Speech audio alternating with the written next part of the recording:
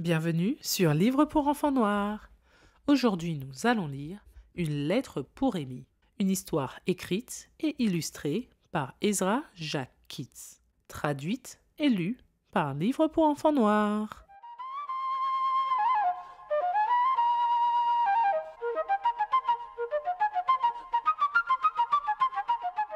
Une lettre pour Amy.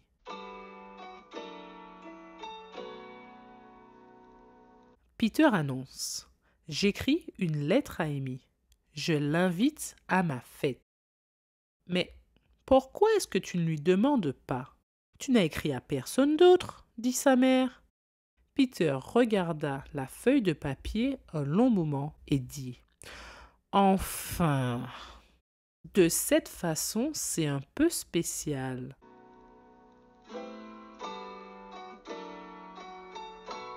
Il plia sa lettre plusieurs fois, la mit dans une enveloppe et la ferma. Maintenant, je vais la poster, dit-il. Mais qu'as-tu écrit? Sa mère demanda. Voudrais-tu bien venir à ma fête d'anniversaire, Peter? Mais tu devrais lui dire la date. Donc, il écriva la date au dos de l'enveloppe. Ce sera ce samedi à 2 heures. Maintenant, je vais la poster. Mets un timbre, dit maman. Il l'a fait et commença à partir. Mets ton manteau de pluie. On dirait bien qu'il va pleuvoir. Il mit son manteau de pluie et dit: On dirait bien qu'il pleut. Il faudra que tu restes à la maison, Willy. Et il s'en alla poster sa lettre.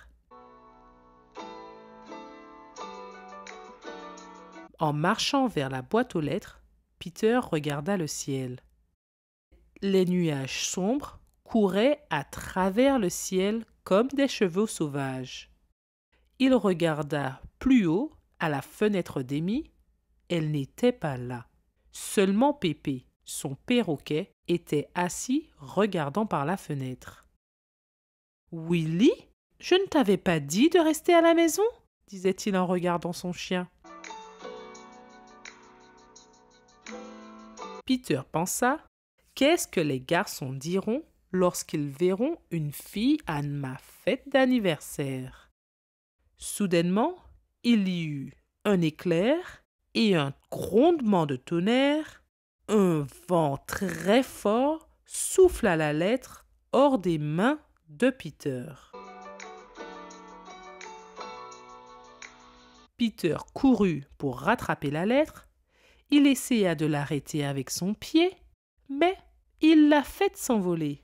Elle vola tellement haut dans les airs et atterrit sur un jeu de marelle. Puis la lettre continua à voler et Peter continuait à la chasser. Il n'arrivait toujours pas à l'attraper. De grosses gouttes de pluie commencèrent à tomber. C'est à ce moment que quelqu'un tourna à l'angle de la rue.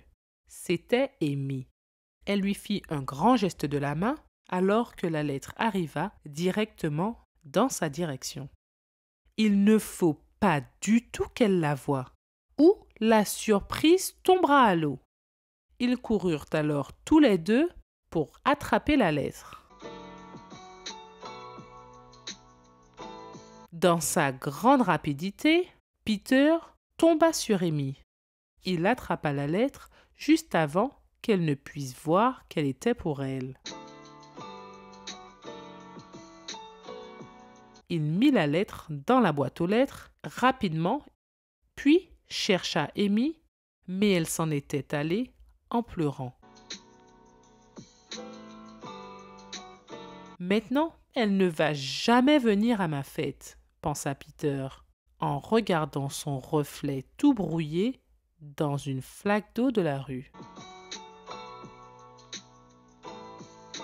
Lorsque Peter rentra chez lui, sa mère demanda: « As-tu posté la lettre ?»« Oui, » dit Peter tristement. Samedi arriva enfin. Tout le monde arriva sauf Amy. « Est-ce que je peux ramener le gâteau maintenant ?» demanda la mère de Peter. « Attends un petit peu, dit Peter.